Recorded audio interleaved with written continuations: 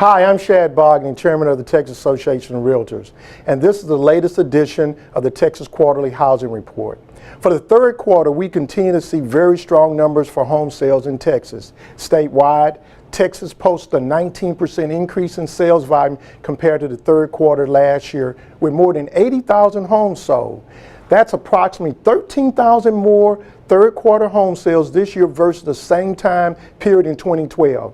Meanwhile, the median sales price was up 10% to $177,100 versus $161,000 in quarter three last year. Average sales price had a similar jump percentage-wise, up 11%, all the way up to $230,474 compared to $207,518 in 2012. Let's turn to the major housing markets in Texas, starting with my hometown, Houston. Houston numbers tracked similar to statewide trends in the second quarter. In fact, even better, Houston's sales volumes was up 20% over quarter three last year, with the median price up 12%. The average price, meanwhile, was up 14%.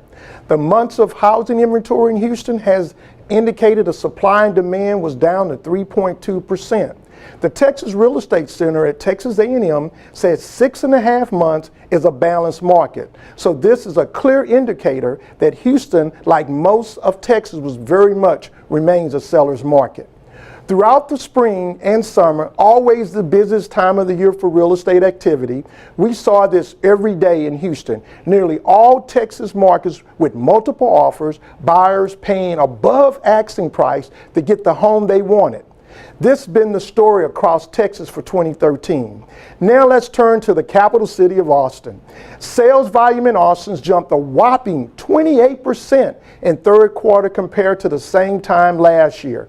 Meanwhile, the median sales price for Austin homes jumped 9%, and the average price was up 7%. Predictably, Austin housing inventory was down, all the way down just 2.7 months compared to 4 months in the third quarter last year, keeping Austin one of the top sellers markets in the country.